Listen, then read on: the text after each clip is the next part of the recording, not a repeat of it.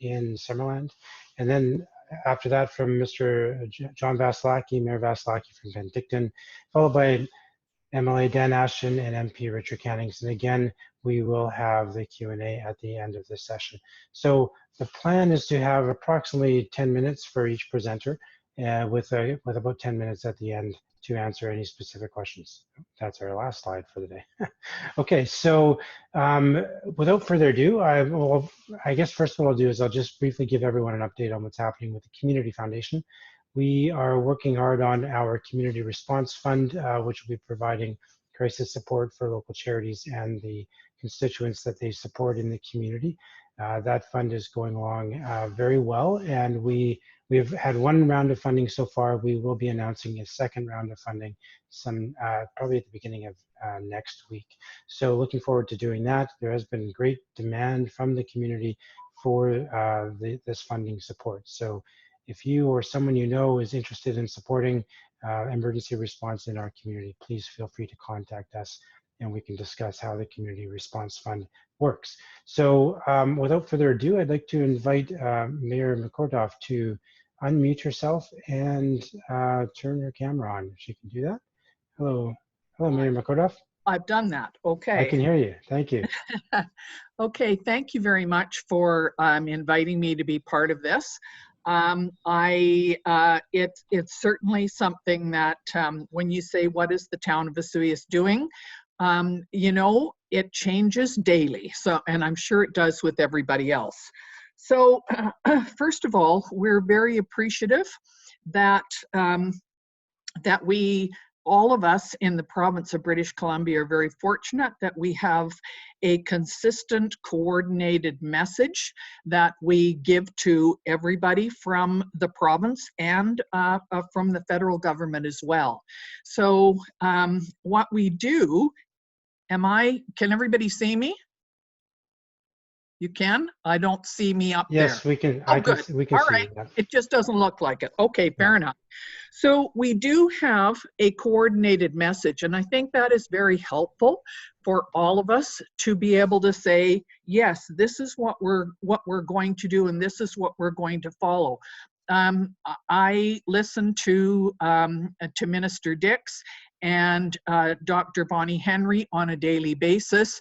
I find it very interesting to see how things get adjusted on a daily basis.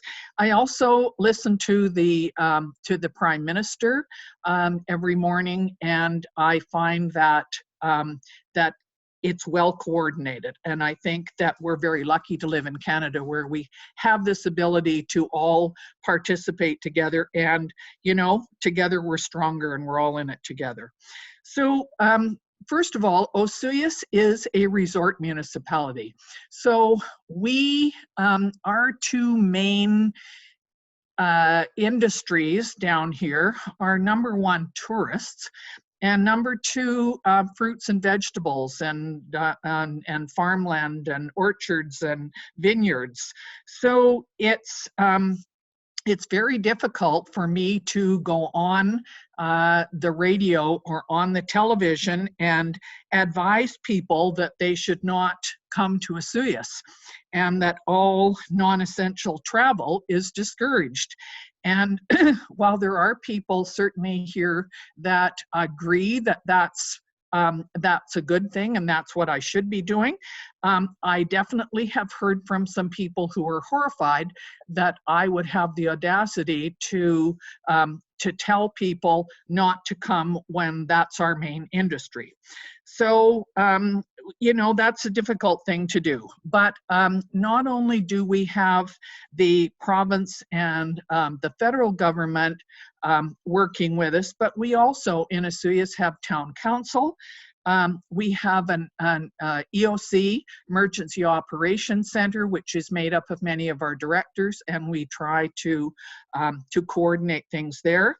We also include our bylaw officers in everything, and the RCMP are also involved. So we really try to have a coordinated message that we all understand. So we do have a website in the town, and it would be osoyoos.ca. And our EOC has a separate email address so that people can contact them. They can also find updates on our osoyoos.ca website. And those are put on at least once a week, but sometimes more often if there's information that needs to go on there. So I find that to be very helpful. And when people ask me questions about what are we doing about this or that, I can send them to that website and say, if you read this first, that might answer your questions. So some of the things that we have done for the last month in the town of Osoyoos is we have closed our Sonora Center, our community center.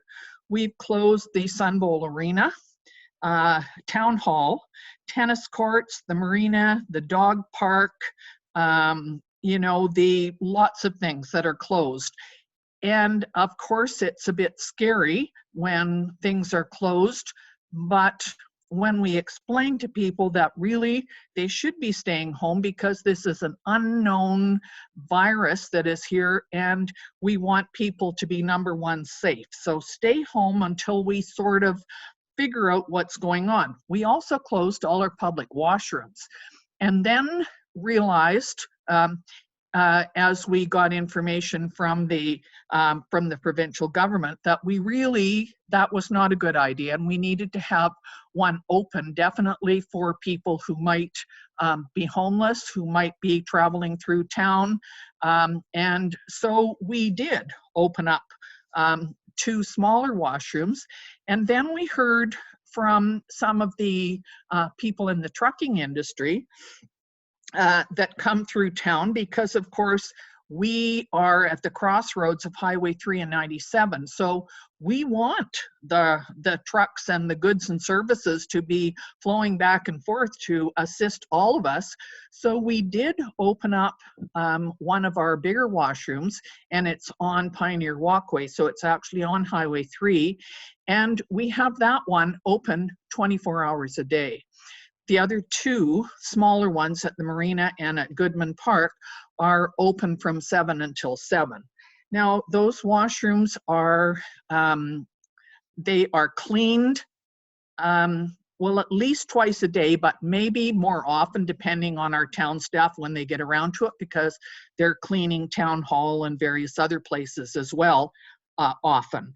So we also have signage on them, and to tell people what the rules are, how we expect them to act in there, and to advise them that the washrooms will be cleaned, but they might not have been cleaned an hour before they were there, so that they needed to be very careful and look after themselves.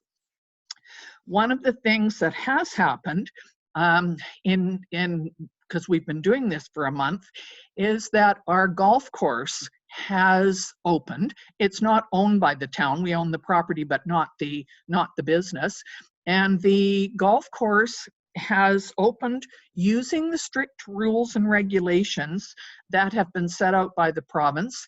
And they seem to be doing well. When I drove up there yesterday, there were an awful lot of cars there, but I did see that there was somebody at the entrance to the golf course that had a table there and was obviously giving out some information to those people who were coming to play golf. So it seems that that's probably one of the easier sports to do or activities to do where you certainly can maintain your physical distancing on something like that. And that's very important when we do open up things, or when businesses are opened up. We want to make sure that we take the time to do it correctly. We don't want to go through this exercise, open things up, and then discover that something has happened which has allowed the virus to spread quickly, and we're back to square one. So we want to practice safe working conditions.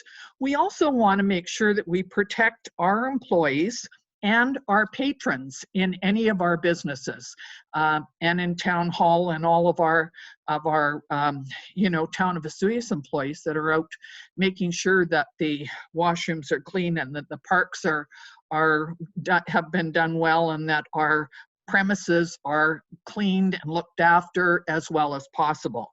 So that's really important to us. Our parks and trails are open. We have never closed them. What we did close was the equipment that is in those parks, and that's because we could not ensure that those would be clean to a high enough standard from Interior Health. So the equipment is not to be used, but definitely people can go for walks in the parks, maintaining, of course, their physical distancing. But we think that it's important to get out for fresh air and get some exercise. A lot of our special events have been canceled. Cherry Fiesta, the 72nd annual Cherry Fiesta on July the 1st has been canceled. Frank Zandvliet, who looks after our, he's a town employee, but on the side, he puts on a fabulous fireworks show, which is by far the best one in the country, we think. And he was going to do a special show this year, the 25th annual of him doing this. Anyway, in talking to him, he has totally agreed that next year he can still do his 25th annual show, and it'll be bigger and better than ever. So we're looking forward to that. We have canceled Music in the Park, which has been an amazing undertaking for the three amigos who have done that. And this would be their 6th year, I think, of doing it. And it's every Friday night. I think the highest number that we had down there last year was 900 people. And so that, unfortunately, has been canceled this year. And also we had a piano that was brought down to the park, and that has been, that they can't guarantee that that can be cleaned, so it's also canceled. Good thing is, though, farmers markets are considered necessary, and that will be opening up with food and drink only. No sampling of wines this year, but the wine unopened will be available, and also other types of alcohol. And food, and so that will not be probably ready until about the middle of June. So normally the farmers market starts in May, but they are going to start it in June this year. And I know that the Market on Main Committee has been busy getting that organized. So, Mayor Sue, I'm going to have to move on. Am I taking too much time? Well, I think it's time now to, we're going to maybe have some more time at the end if possible. No problem. So, and yeah, if I haven't covered something, people can ask me, for sure. Thank you. Okay. Well, thank you very much, Mayor McKortoff. Mayor Boot, are you available to turn on your camera and your, yeah, there we go. I see you now. So yeah, thank you for joining us, and please go ahead. Great. Thank you so much for inviting me to speak on behalf of the District of Summerland. Just like a lot of what Mayor McKortoff said that's happening in Osoyoos, we too have closed recreational facilities such as our arena and our pool, our fitness gym, playgrounds, our skate park, sports fields and courts. We have a municipal campsite that has been closed down. You know, hopefully it'll be able to open up in limited capacity later in the summer. And then of course the Center Stage Theater, which is shared with this School District 67 in our Summerland Secondary School. So those things have all closed down. But again, like Mayor McKortoff was saying, it's really important, we thought, to allow people to get out and enjoy the recreational facilities that we have here, but in more passive ways. So we've kept our beaches open, although Dale Meadows Park, which is a big sporting venue, has been closed down. The Kinsman Trail that surrounds that is left open, as is Giants Head Mountain Park and the Conkle Mountain. So all of those trails, people can still use Memorial Park under the physical distancing guidelines. Our golf courses are both open. we have run into a few difficulties with recreational areas that are still within district boundaries but are kind of outside of the main downtown area. Speaking specifically at Garnet Valley, where our reservoir is, and also at an area that's called Trappers, which is northwest of Summerland. We've seen considerable activity there. Can't really blame people. They're getting out of doors. The problem seems to come with an increasing accumulations of people, some camping, some campfires, and as we're moving into the wildland fire season, that is particularly problematic. So we are increasing signage out there. We do have the bylaw enforcement. We have not had to go further into the RCMP, and we hope to be able to keep it at that. People are being quite respectful, but a lot of activity is still happening, and a number of these people, probably the majority, and of course we've only heard that anecdotally, are coming from outside of Summerland. So that certainly is a concern. As Mayor McKortoff was saying, we've had a number of Summerland area events canceled. Action Fest, as in any municipality, grad ceremonies are going to look very different this year. If anything, I know that there is a pretty committed group of parents that are working on alternative plans. They haven't brought anything formally forward to council, but I've certainly had some discussions with them. As we all know, that's a very significant part of a young person's life. So hopefully there will be something to celebrate and honor and respect them. Our ambassador program, formerly called Blossom Pageant, was supposed to be held this weekend at our Center Stage Theater. That is either canceled or postponed. Business and Community Excellence Awards, although I know that there are some discussions underway now about having the community portion of that done virtually. Summerland Bluegrass Festival, Ornamental Garden Sale, although they've gone online, that's this weekend. All kinds of events that are held at our Arts and Culture Center and our recreational facilities, like the hockey school, for example. Giant's Head Grind, which is a big fundraiser that Rotary put on Giant's Head Mountain every year. Of course, all of the tasting rooms at wineries and cideries, breweries, and the one distillery we have in town is gone. There are a lot of other events that come up later in the year, and at this point, everyone is in a wait and see mode. Hopefully some of those will run, but something that is going on for sure is we have a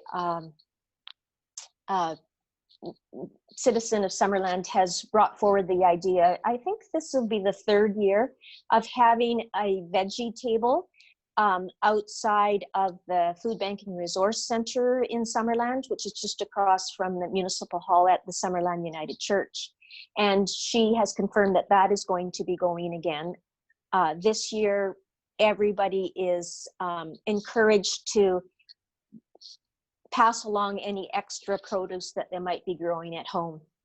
So there are a lot of things canceled or postponed, but you know, it's not all doom and gloom, that's for sure. Financially, of course, all the municipalities have had to have another look at their budgets. In Summerland, we've made some concessions to help out residences and business owners. We've also had to look at the priorities that we have established. Some priorities have been delayed. Our affordable housing forum, which was supposed to be mid-May, has been, hopefully we'll be able to have that later in the year, but at this point it's definitely postponed. Business perspective survey, which is something that we are working on in the chamber. It's kind of coincidental that we were working on collaborating on making sure that we were doing the best job that we could from the chamber's role and from the district's role in supporting our business owners. And then the pandemic hit. So while we're not doing the survey just now, because a lot of that was one-on-one interviews, we are working with the chamber on developing a recovery plan. And we're hoping that part of that will be I'm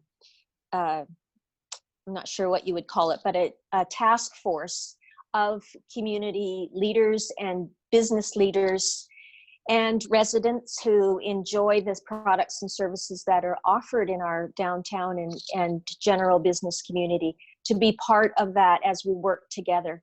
I think that what Mayor McKortoff said in terms of the significantly increased amount of collaboration between various levels of government and between senior management of different governments has really, it's been really important, I think. And I think that having that consistent communication between various levels of government and various staff within governments, and the communications with our residents has really had a good impact on helping people to understand, yes, we're in a pandemic, but we're all in this together, and it brings a sense of calm.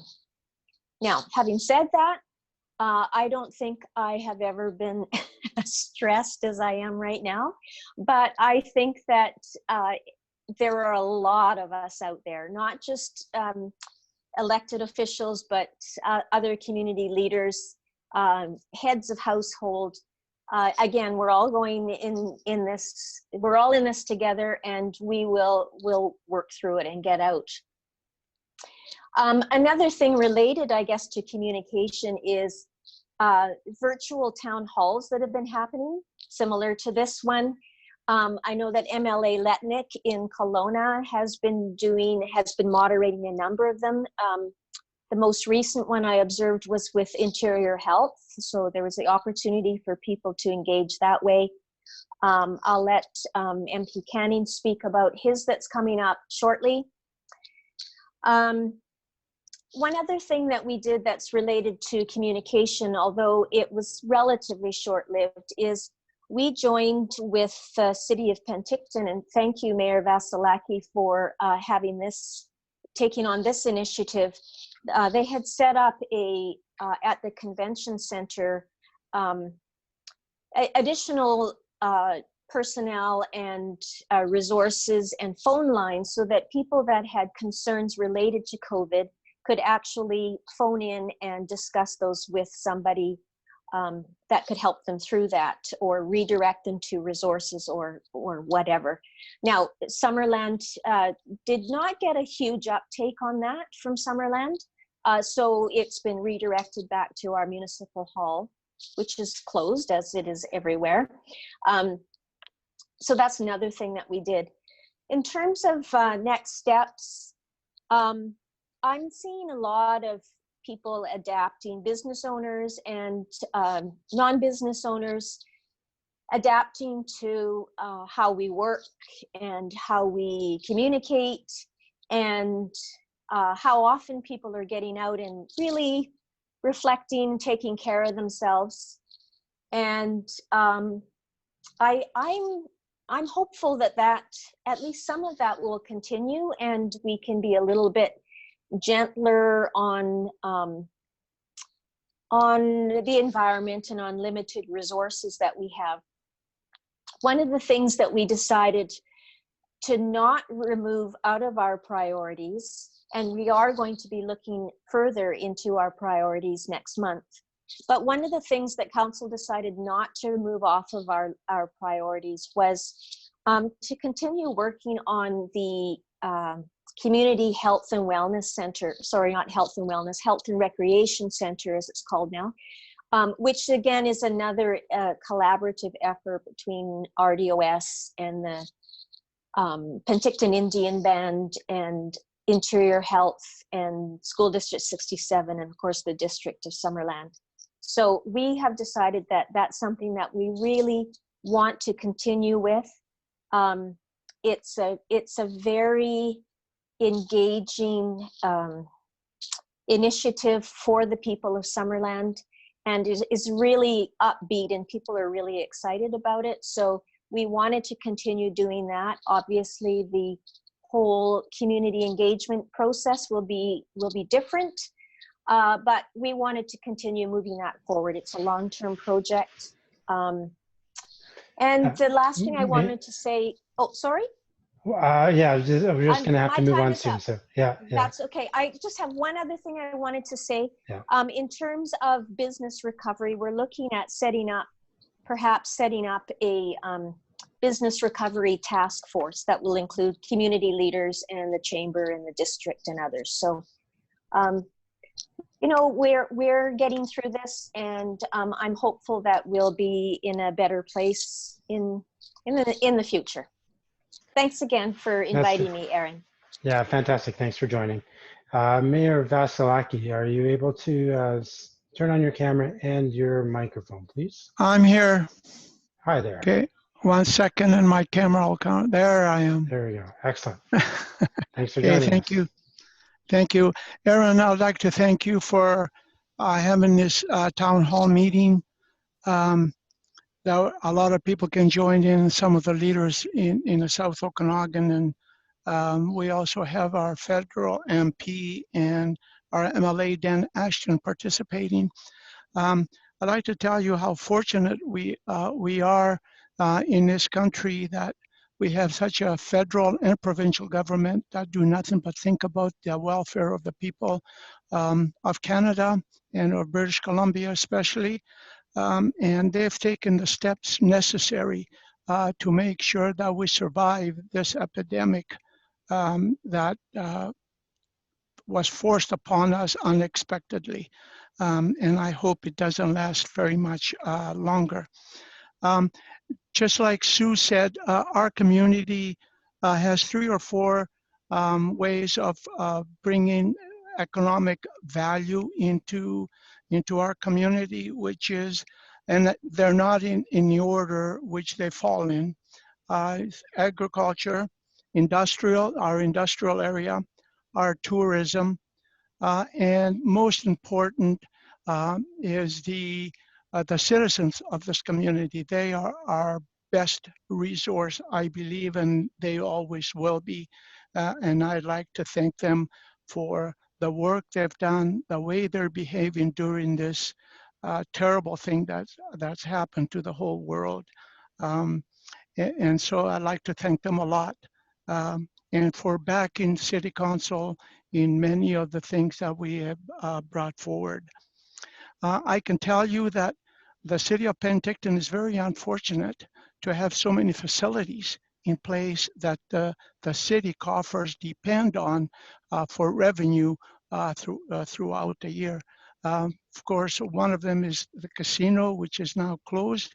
We're probably going to lose somewhere in the neighborhood of $1 million of the revenue that we get from there. Our event center, which will probably lose a heck of a lot of money there as well. And all of the convention center, just to name a few of the major parts of our community that bring revenue into the city coffers. And they're all going to be missed immensely. And at the same time, we're losing about $200,000 per week with the loss of those revenues. And we're also unfortunate to have so many events that aren't going to be taking place at the city of Penticton this year. And of course, the major ones, because there's more than one, would be Ironman, which brings in approximately $10 to $15 million of revenue into the community, not necessarily to the city coffers, but to the community of Penticton. Of course, the Peach Festival, everybody knows, the whole world knows about the Peach Festival, and many of the other events that we have year after year. And the saddest part of this whole thing that's happening right now, we had to lay off 20% of our workforce, which is very, very unfortunate for those folks and their families that have no paycheck coming in from the city. But thankfully, both provincial and federal governments have stepped in, and they're helping out. I got to keep track here so I don't lose myself. We also put a committee in place, a task force, you might say, of the leading business people, not only business people, but community members as well, that we put in place in order to get us on our feet off the ground immediately upon the end of the virus. So our city can get on its feet a lot faster than normally things take place. So I'd like to thank that committee for the work they do, and they continue to do it. And they brought many recommendations to City Council for us to go on. And some of the early steps that we have taken since the epidemic started is we opened our emergency operations center at the community center, and Toni mentioned that we also invited them to participate in that group, and I hope they helped some of their people out as we helped ours here at the city. And we also dedicated a call center to field questions about city services, facility closures, or programming that's no longer there. And we also took some closure measures, as I mentioned a few of them already. But the most important thing that we have done as a city council, and I'd like to thank our city council, the 6 members, for their gracious work that they have done to give financial relief to our community. And I'll just name a few that we've taken action on. One is property tax. A one-time grant equivalent to 2.9% would be applied, effectively reducing the 2020 property tax increase to 0%. In addition, all taxpayers have been granted a 60-day penalty-free grace period on payments to September the 30th instead of the last day of August of 2020. Some utility relief. The traditional 10% early payment discount rate will be applied on all utility invoices, electrical, water, and sewer for all customers, regardless of whether the payment is made on time. In addition, the city will follow up with the Government of BC regarding a request for electrical subsidy funding, which would enable the city to match BC Hydro 3-month credit on their utility bill. Building permit fees. These fees will be waived for homeowners, renovations, projects up to $100,000 in construction value until October 2020 in a bid to encourage home builders to start up new projects. And I like to encourage all citizens of Penticton that wish to do some renos in their homes to please come out. You still have to get a permit, but it's not going to cost you anything. And regulations still have to be followed along with inspections. just as a normal way, but it's not going to cost you anything. Business licenses, late penalties will be waived on licenses, and enforcement of delinquent accounts suspended until October 2020. And then vacant buildings as well. As this good neighbor bylaw requirement has been temporarily suspended for buildings that aren't occupied due to COVID-19. Development cost charges. The planned July the 1st, 2020 development cost charge increase have been postponed to 2021. And if this virus continues, we'll be looking at that again. As well as the business tax multiplier, a neutral effect will be applied to the tax amounts, so everyone sees the same percentage change. And again, Aaron, I'd like to thank you for putting this event on. I think it's very, very informative to all the citizens of the South Okanagan. And I'd like to hear the other two good friends of mine to have their say as well. Thank you very much, Aaron. Thank you, Mayor Vassilaki. Appreciate your input. I just want to remind everybody that the chat window is open. If you have any questions, please feel free to include them in the chat, and we hope to have time at the end to receive those questions. If I could now please have MLA Dan Ashton join the call, turn the camera and mic on. There we go. Oh, I saw him for a second. There we go. Okay, welcome, MLA Ashton. If you'd like to begin, go for it. Thanks, Aaron. Thank you very much. And I'd like to welcome all, and I hope everybody's staying safe and healthy. First of all, I'd like to recognize all of my elected peers on this call and thank them for their incredible efforts in helping the citizens that they represent during these totally unprecedented times that we're all facing. The province of British Columbia has really stepped forward, and as Mayor Boot has stated, that collaboration and cooperation are at unprecedented levels here in the province with the federal government, with municipal governments, regional governments, and I have to say with all the citizens that are represented by the various levels of government. And it's a real bright, shining spot to see everybody pulling together and trying to address a situation that we're not really sure of what the outcome is going to be, at least in the near future.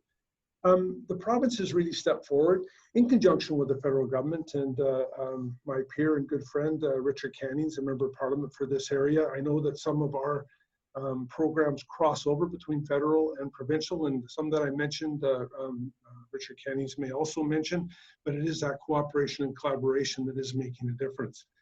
First of all, BC emergency benefits for workers. As we know, there's a one-time payment of $1,000 for those that have been affected directly. That application process is in place. There's a climate action tax credit.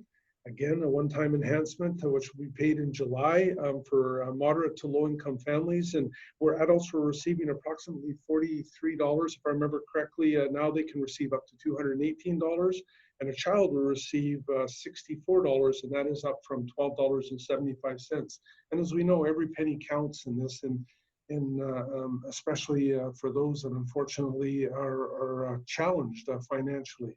Renters, homeowners, and people experiencing homelessness, funding is in place. BC Housing has temporarily suspended eviction of tenants and subsidizing affordable housing due to non-payment of rent, and a temporary rent supplement of up to $500 a month is being paid directly to landlords. And I have to say that, please, for those renters that are able to qualify for the supplement, don't forget, many of those landlords have mortgages and have costs also. And I know that, again, people are financially challenged, but we have to work through this together.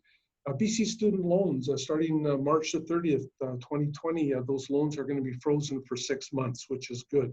And we all know that BC Hydro and Fortis are working together collaboratively to help their customers through these times. And I would please contact them. And I'll interject at this point in time, if you have issues and there's anything that we can do here at our office, please don't hesitate to get in touch with us. ICBC, again, is working with a deferred payment plan, and they're also looking at ways where you can renew online the insurance. I know that some road tests now are going to be coming forward. Sorry, the exams are going to be able to be coming forward. BC transit fares are being addressed in a very good way. And what we're hoping is that people that have a bit of a challenge getting through to some of these government entities, you know, they themselves are quite stressed, and please use your best manners and that nice friendly voice in dealing with these people, because they have an awful lot on their plates at this point in time. One thing, Aaron, and to my peers on the call, and to those that are listening, you know, our area, and Mayor McKortoff touched on it, is resources for agricultural producers.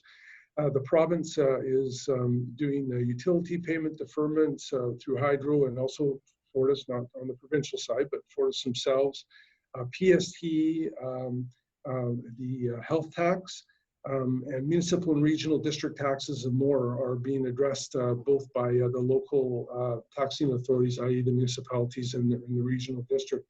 And also the funding is being presented to accommodate these individuals, seasonal workers that are coming in during their 14-day mandatory isolation.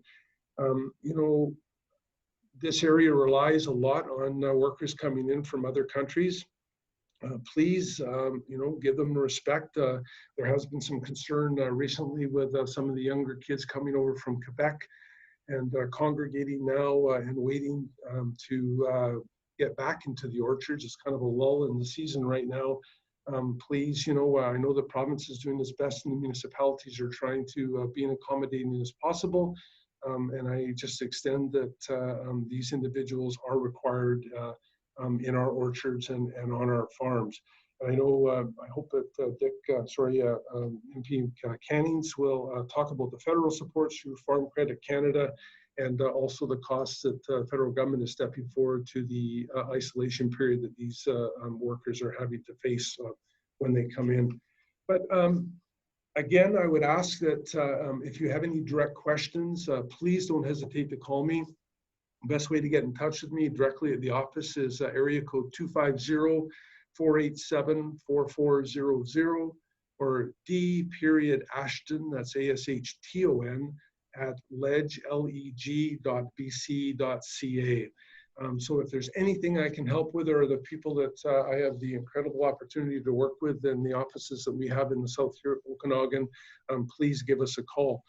But Aaron, going forward, you know, first of all, and most importantly to me, I want to say about the cooperation that is taking place in the legislature and the place that I'm privileged to work at. You know, it's unprecedented that I have seen. And everybody is pitching forward and supporting the province's efforts to contain this virus.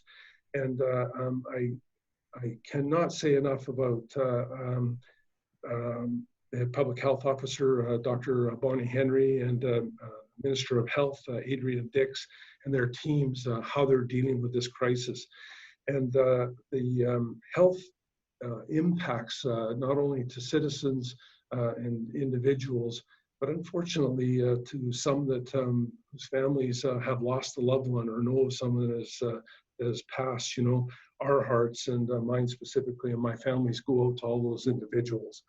Looking forward, and I am quoting, partially quoting Andrew Wilkinson, who I have the incredible honor of working with, is that there has to be a reopening plan. And the future is coming at us very quickly. This plan has to articulate what is going to address not only the public health emergency that we're facing, not only here in the province, not only in Canada and North America, but the globe. But we also have to take some incredibly bold actions to get our economies back on track, how we can rebound from this virus and get back on a stable economic platform. It's not going to be easy. There are areas of the economy that are reeling. Mayor McKortoff touched on it, whether it's the restaurant businesses, the tourism businesses, where thousands and thousands of people have lost their jobs. The natural resource sector, which is the backbone of British Columbia, they're all facing unprecedented losses. and retail, of which my family was involved in for most of my life. You know, there's a lot of bills that have to be paid out there, and there's no income. And the scope of this problem is immense, and somehow we're going to have to work through this and ensure that we can get back on our feet. And we hear about the new norm, Aaron, and nobody knows what that new norm is going to be, but it is going to take that cooperation and that collaboration, and to ensure the success of the municipalities and the regional districts and the province and the wonderful country of Canada, because retail and the economics of a country is the backbone of its success, and we have to get back, and we have to do it safely. We have to do it with the public health of the citizens in mind, totally 100%. But at some point in time, those doors are going to start to open, and whether it's through the new norm of social distancing and ensuring that we keep the space between individuals, but we have to be able to get these business back on. And you know, as our communities rely so much on our small businesses, and those small businesses and that support is incredible to the community. And you know, it's those small businesses that make those donations and make those contributions to, whether it's hockey, whether it's soccer, whether it's those that require the services like at the Supateria on Martin Street. People are stepping forward, but they in turn also have to have some income. So we're really, really going to have to figure a way to navigate these challenging times. Keeping ourselves and keeping all British Columbians safe is a priority, and it's a priority for all those that have talked before me. And I know with Member of Parliament Richard Cannings coming forward, safety is imperative. But somehow we are going to have to get our economies working again. And I look forward to the opportunity of working with all that have spoken, and with my peers in the provincial government, no matter what party they represent, and also for the people that I have the opportunity to work with, a Member of Parliament Richard Cannings and Member of Parliament Dan Elbus in the area that I have. We are going to have to work together to get people back to work. And the sooner the better, but it has to be done safely. And I would just say, please, at all costs at this point in time, look after your loved ones, look after your family, keep a smile on your face as much as you can for the trying times that we all have. And I think, as Mayor Booth said, we are going to get through this together, and we're going to get through it by working together. So Aaron, once again, thank you for hosting this. And please, if there are any questions, don't hesitate to get in touch with us at the office or by email at dan.ashton@ledge.bc.ca. Thanks, Aaron. Thanks very much, Mr. Ashton. And if I could please have MP Cannings turn on your microphone and your camera if possible. Here we go. I see you. Thank you for joining us. Okay, I seem to be, oh, there I am. Okay, I was frozen there for a minute.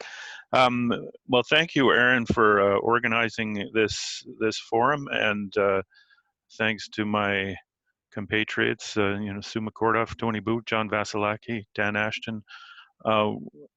Like everyone, we're all working very hard through this period. My staff is really putting in a lot of extra time trying to help so many people that need help. And it's, as Dan was saying, it's really heartening to see how we can work together when we really have to. And we certainly see this. And I have to say to Dan, the provincial government is, I think, doing a wonderful job. It's shown that we are pulling through this as good or better than other parts of Canada. And I really appreciate the work they're doing. But in Ottawa, all parties are working together, and we really have to work together. We're in a very remarkable time where a lot of what we do has to be done with unanimous consent motions. And when you have to have a unanimous consent, that means you have to listen to others and work hard to make sure that we're helping Canadians. So with that, I can say the federal response, as I think people can appreciate, is largely been on supporting individuals and businesses that have been really financially hard hit by the COVID crisis. For individuals, the government came up with the Canada Emergency Response Benefit, CERB, which has worked well in the sense that the people who have qualified for it are getting help quickly and efficiently. The problem is that there are literally hundreds of thousands of people who have been affected that don't qualify, and so we're trying to work through that.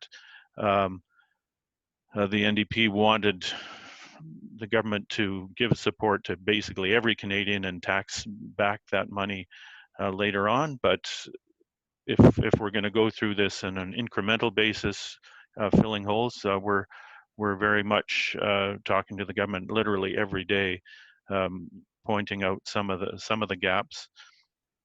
One of the gaps that's still there is seniors, a very important part of our local society here in the South Okanagan. We're still looking for the government's response for seniors. We're happy that they came up with some funding for student support. And again, we thought that it should have been all put together in one big package. The government has the mechanism to do that, and they're doing, as I say, a good job for most people. It's just some are falling through the cracks, and the same goes for the business supports. There's been huge business supports put out there. The Canada Emergency Bank account, CEBA, or business account, the wage subsidy. These are very, very much appreciated by a lot of businesses, but again, a lot of businesses, especially small ones, just don't qualify for one reason or another. And I won't go into all the various ways that people don't qualify, but we are reminding the government literally every day. We have a call every afternoon with senior government people where we can ask questions and put forward suggestions. So in that sense, as I think Toni was saying, the communications between various levels of government, certainly between MPs and the bureaucracy, has been very much higher than normal. So that's really appreciated. Dan mentioned the seasonal agricultural workers. This is a big issue for both provincial and federal governments in this area. We have a lot of vineyards, wineries, orchardists who need workers coming from Mexico.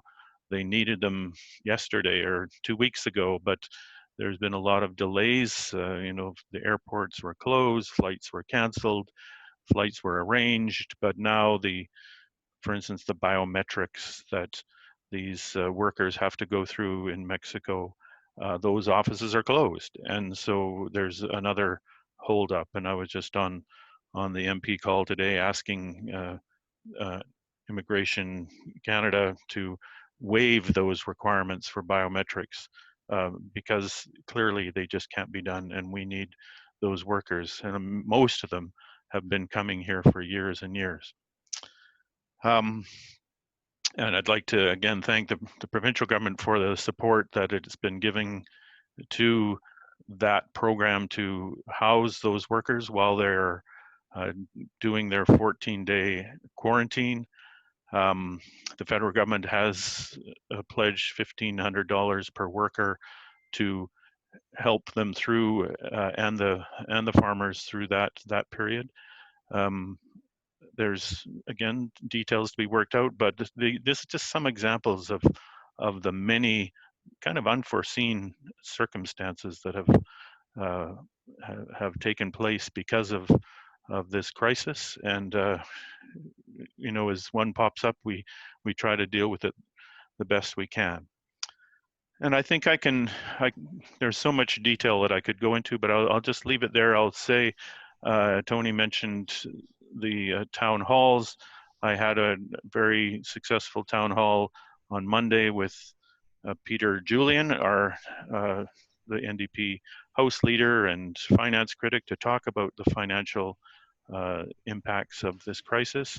I'm having another one on Sunday at 1 o'clock with Jagmeet Singh, the NDP Leader, talking about general ideas, especially I think with what Dan was saying, the new normal. What's that new normal going to look like? I think one thing that this crisis has taught us is that we can do quite amazing big things when we realize that we have to.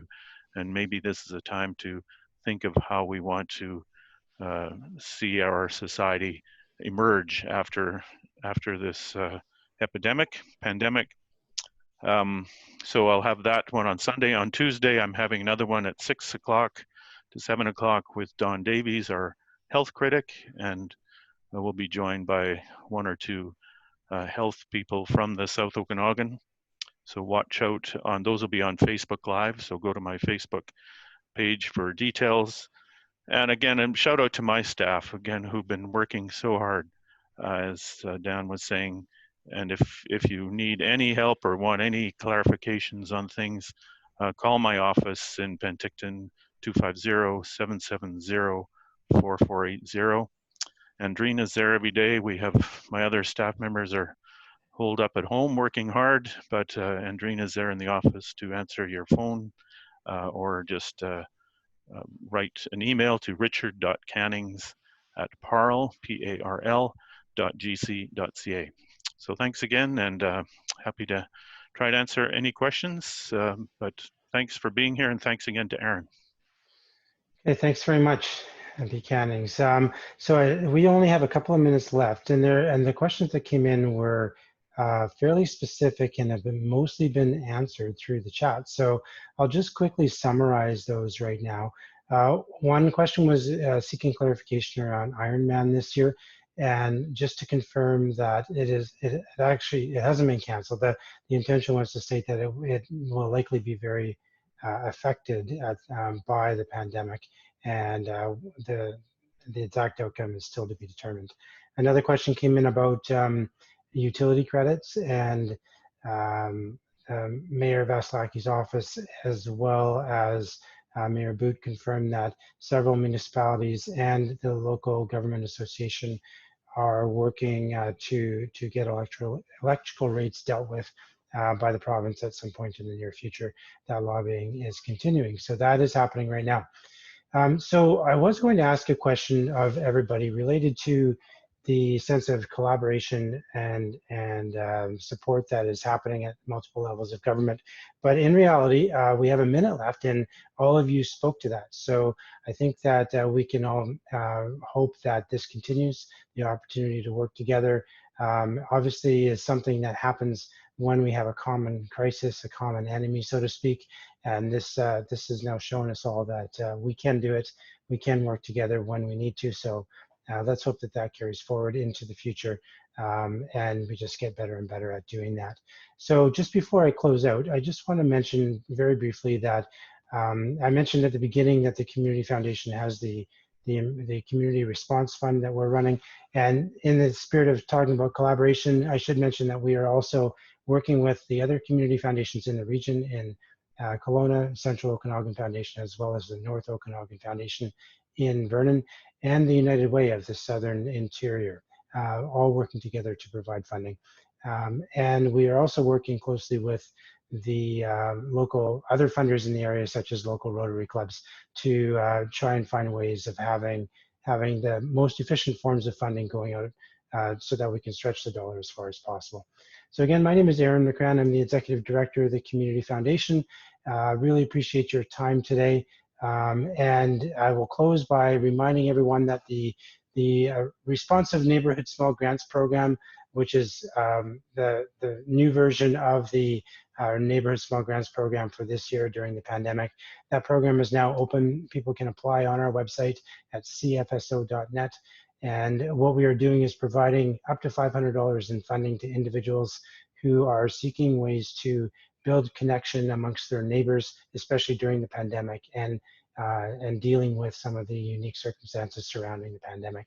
We want to thank the RDOS for partnering with us on the Neighborhood Small Grants Program and helping us distribute the funds out to the communities throughout the region, the South Okanagan Similkameen region. So thank you again for your time today. The next community town hall is on May 6th, next week, and we look forward to seeing you there. Thanks very much, everyone. Have a great day.